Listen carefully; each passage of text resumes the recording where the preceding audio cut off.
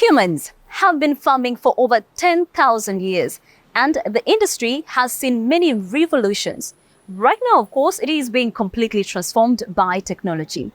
AI tools not only increase productivity and efficiency, they can also be used for conservation purposes.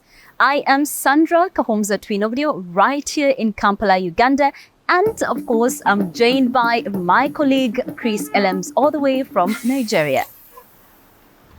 A warm welcome from me here in Lagos, Nigeria. Here's what's coming up. A drone program that protects funds from industrial farming. Why millions of trees are being planted in Egypt. And Germany's forests are dying. Why that's not as alarming as it sounds. But our first report takes us to Burundi. The country's nature and wildlife was badly destroyed in years of civil war and today it's under threat from demographic pressure, habitat loss and poaching. Efforts to protect nature reserves are now being stepped up with the help of surveillance drones. But these area tools can only work with support from local communities on the ground. One of the few remaining highlights in Burundi's national parks, chimpanzees, but they too are endangered. Decades of overexploitation of the natural environment have left their mark. In many places, antelopes and elephants have disappeared completely. Only smaller animals have survived years of poaching. The settlements surrounding many parks are a big problem. Burundi's population is growing and much of the farmland is depleted. So several years ago, Justin Saviyumba moved into Vianda Forest Nature Reserve and began farming there.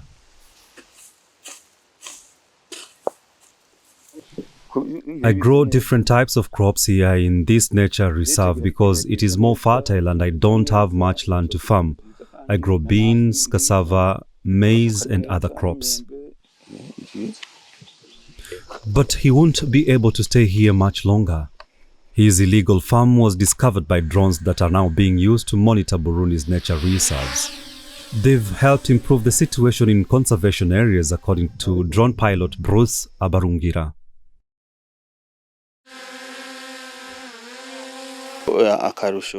This new technology is unprecedented and allows us to protect the environment. Now there are areas where the forests are no longer being cleared and animals are safe again. Before the drones were introduced, the situation was worrying. Strengthening this technology is crucial if we want to achieve sustainable results with conservation. Authorities and conservation organizations are now working together. Samuel Navitanga from Burundi's Environment Ministry frequently mediates in conflicts over boundary disputes between the parks and the farmland. Now, boundary markers are supposed to clearly identify borders. People say they don't see where their property lines go to, even though there is a map. So we are doing this to make sure the conservation area's boundaries are recognized. Meanwhile, a major awareness-raising campaign is underway in the surrounding communities. Locals are learning about environment issues, nature conservation and sustainable agriculture, and how they can change their practices.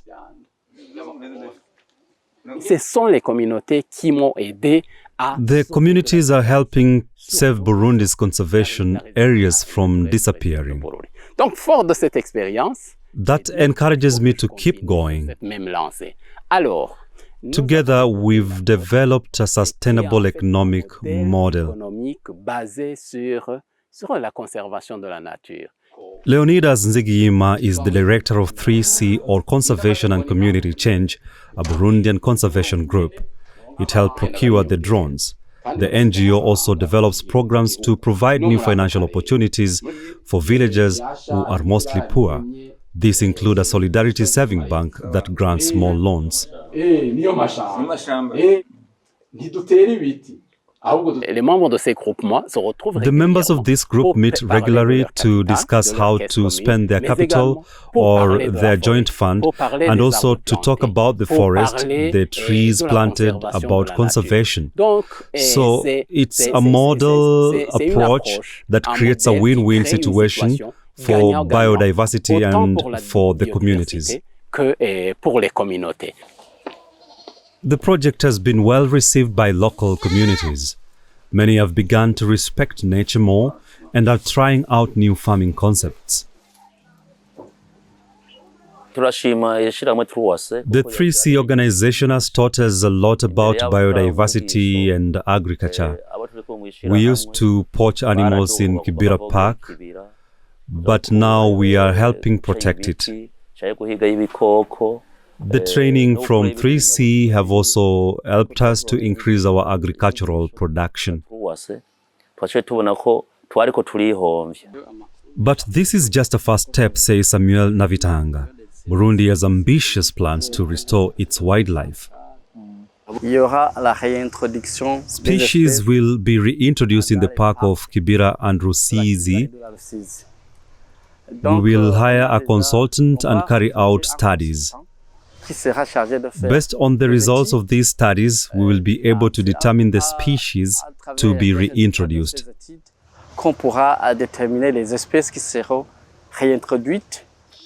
The hope is that the wild animals will also attract more tourists to Burundi and thus bring much needed revenue.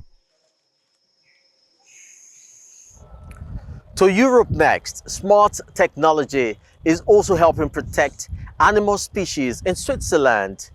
During the harvest season, wild deer hiding in high grass are highly vulnerable to heavy machinery.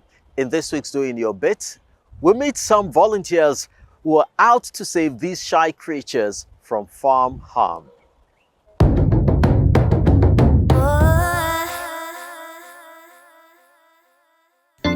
A standard drone wouldn't be able to detect anything hidden in the grass, but a more sophisticated one makes it possible to identify deer sheltering in fields.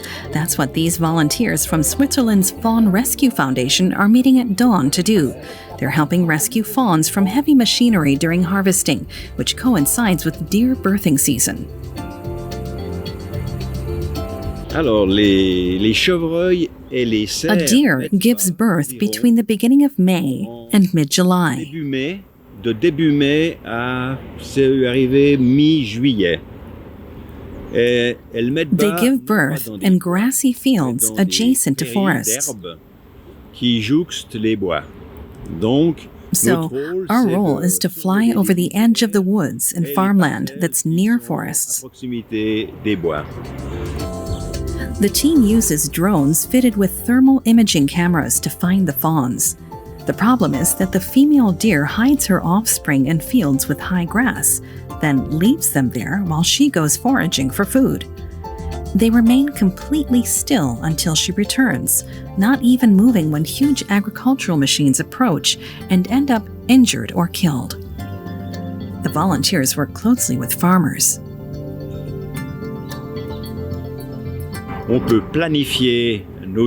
We plan our interventions ahead. When we receive a request from the farmer, he gives us the land register number of his field so we know exactly where to go. Once the rescuers have located the animals hiding in the grass, they place a wooden crate on it to alert the farmer to its position. When we put the crate on the fawn, which is very young and still, it won't move. We then mark the position of the cage with a flag, so the farmer can maneuver around it when he harvests. When he's done, he removes the crate, and the fawn stays put until its mother comes back for it. Et c'est la mère qui vient reprendre son petit pour l'emmener ailleurs. Thousands of fawns are killed in Switzerland by harvesting machines each year during mowing season. But this initiative is helping keep them alive.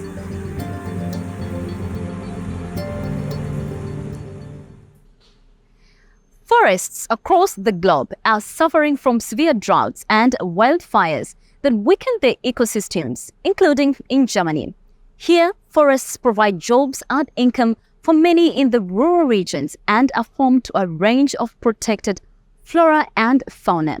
But in recent years, forest die-off has been happening across the country. In our next report, we find out why this isn't necessarily bad news. Big parts of Germany's forests used to look like this. But now they look like this. In just a couple of years, this decades-old forest has become unrecognizable. The same thing is happening in many parts of Germany, Europe, and North America. But this isn't your typical "the planet is dying" story. This could actually be good news. But to understand why, let's backtrack a little bit, or maybe more than a little bit, to the end of World War II. A lot of the world is in ruins and needs to be rebuilt. The Allied forces, understandably, want reparations from Germany. But it's broke. So they agree that the country will pay partly in materials, for example, timber. Lots of timber, according to some estimates equivalent to 10% of the country's forests. So now foresters need to replant big areas ASAP to rebuild Germany itself. And which tree did they choose? Mostly the spruce, which, looking back, was maybe not the best decision, but at that time it seemed like a good idea. To find out why, we're driving to Thuringia, in the center of Germany, to meet Fanny Hurtig, a forester. Spruce is fast-growing. It regularly delivers straight, high-quality wood that can easily be processed at sawmills into furniture or flooring. It's used quite widely. That's why it's also a very lucrative tree. German foresters planted vast areas with them, in straight rows that make it easier to get in and harvest. Spruces are the most common tree in Germany and make up over a quarter of all forests. But that is changing rapidly, because what made this monoculture so profitable is also what made it so vulnerable.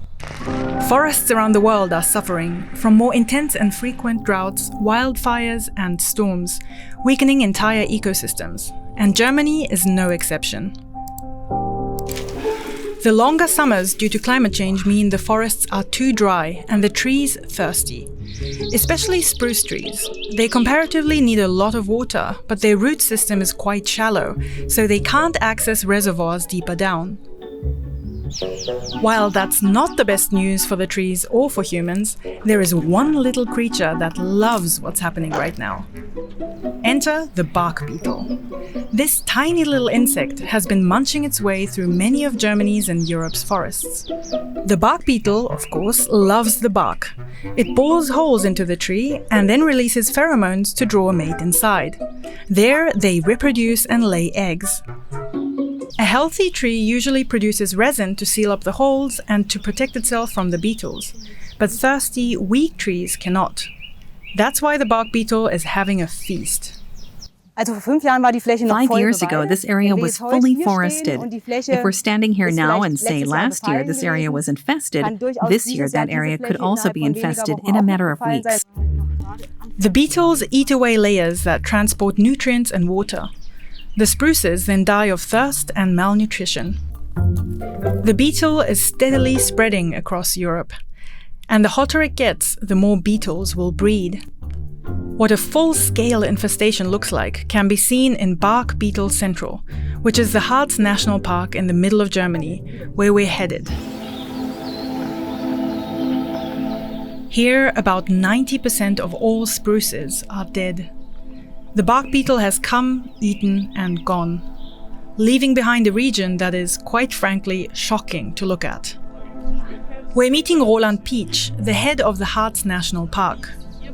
The Harz region is hit so hard because it had a very big concentration of spruces. But for Pietsch and many others, this post-apocalyptic looking scenario isn't a disaster, quite the opposite. For him, the bark beetle isn't the villain. It's actually a blessing in disguise. The question is what's happening here, and what's happening is that the old spruce trees are gone and the forest that belongs here is coming. When you see what kind of strength, how much life there is in it, it's beautiful. It's great and truly exciting here. The park cut down a section of the forest as a safety barrier so that the beetle will have a harder time spreading into neighboring forests. But apart from that, the national park decided to let nature be nature and did not fight the bark beetle. And nature is indeed doing its thing. Some parts need a little bit of help, meaning formerly native species that were displaced by the spruce monocultures are being planted. But that's just one part of the story. The national park is a protected area that cannot be used to produce timber anymore. But only around 3% of all forests in Germany is protected. The rest is governed by public or private foresters, for example, to produce timber. And we'll probably be using more of it, since wood can be a very sustainable and renewable building material. Managed and grown by foresters, like back in Thuringia. They need to take a different approach to the bark beetle. The trees are checked for infestation regularly. Once an infestation is found, the trees are marked. Then they are chopped down and removed as soon as possible to halt the spread of the beetle, leaving behind vast areas of prematurely felled trees. To prevent something like this from happening again, the approach here is to not only bet on one tree, but on a variety of trees. It's like with stocks. You diversify your portfolio to minimize risk. That's what we're trying to do with the mixed forest, too. This is Nico Frischbier, a scientist trying to identify the forest of the future. Here are some of the candidates. First are the OGs. Beech, oak, and sycamore trees are adapted to lower elevations. They can survive with less water because their root systems are deeper. Second are the newcomers, like the Douglas fir. Native to North America, Douglas firs can also handle more heat and droughts. These are currently seen as good candidates. But if we continue to heat up the planet, we will need to mix in some wild cards.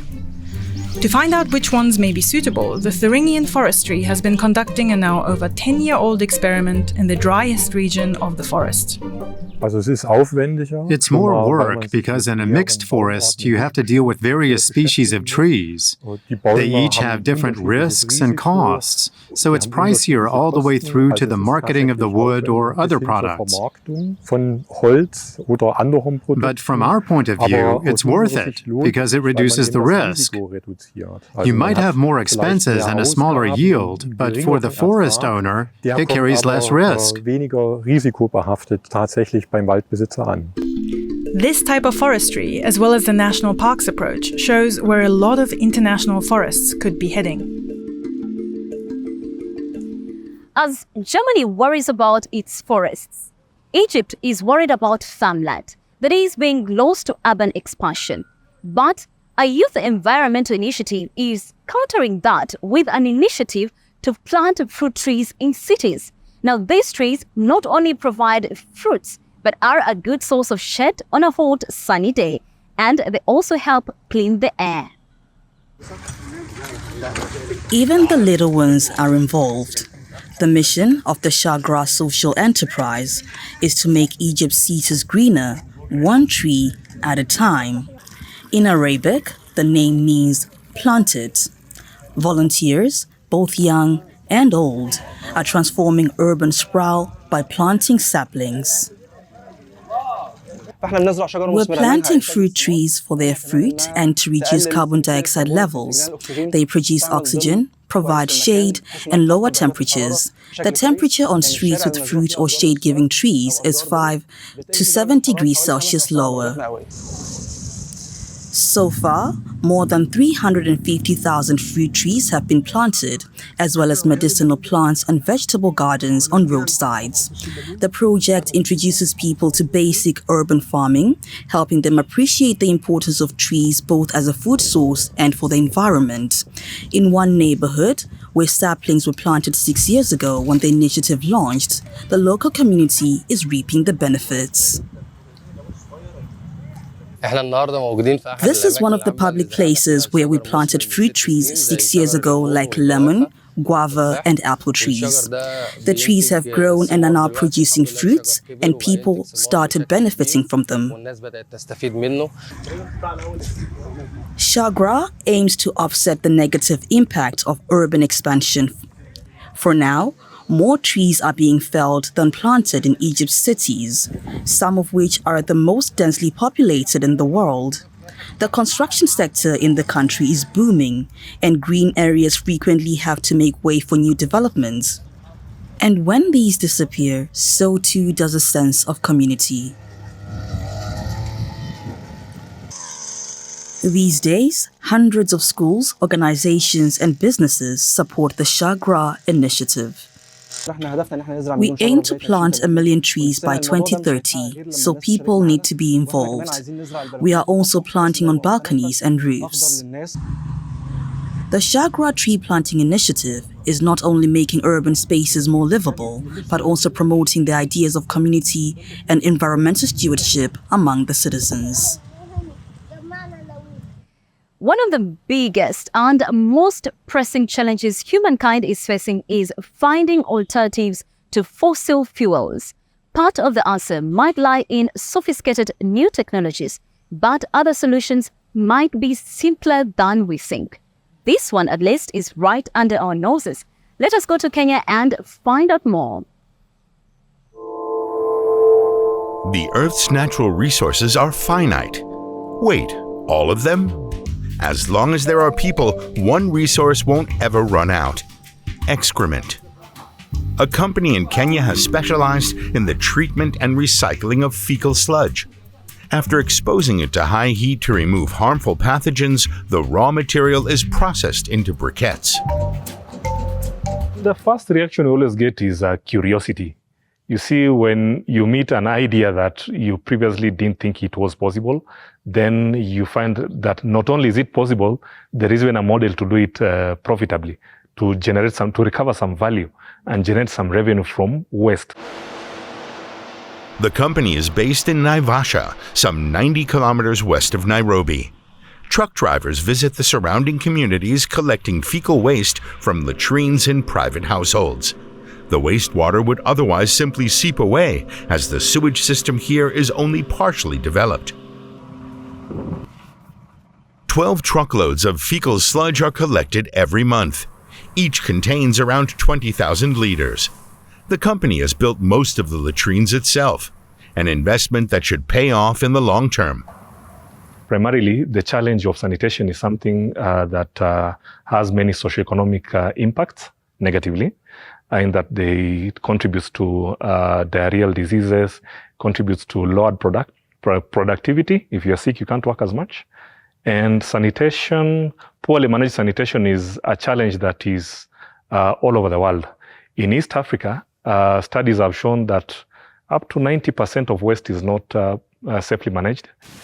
So far, Sanovation's pilot project has been going well. The locals are pleased too. All sorts of garbage ends up in the wastewater, including plastic. All that is separated out of the sludge that's collected.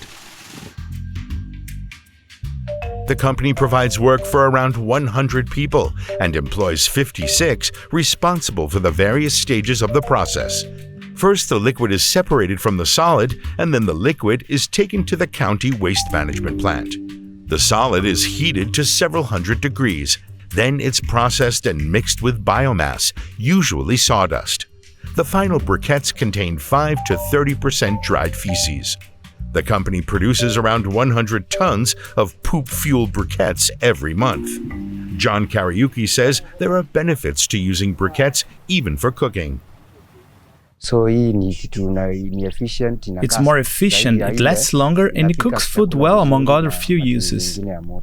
Charcoal has had harmful effects, it has even caused death, but briquettes are clean to use and have no harmful emissions. A few restaurants in Naivasha are also using the briquettes, including this cafe. Before, they used firewood for their stone oven, but that was more expensive and hard to come by in the rainy season. So you'll find us struggling to get a supplier for firewood. The supply will dwindle. It will be smoky inside this place because of the quality of firewood. When we switched on to briquettes, you can even see from behind me that the smoke is less. They consume heat for a long time. They are consumer friendly. Even if it doesn't sound too appetizing, the pizza tastes just as good. The company hopes that this unlimited alternative fuel will one day be as common as coal and firewood are today. If you liked that report or there is something you would like to find out more about here on the show, do write to us at echo@dw.com. Would love to hear what you think. For now, it is a goodbye from me, Sandra Kahumza Twinovideo, right here in Kampala, Uganda. And goodbye from me too, Chris Alems in Nigeria. Thanks for watching. Don't forget to head to Eco Africa Online for more inspiring stories.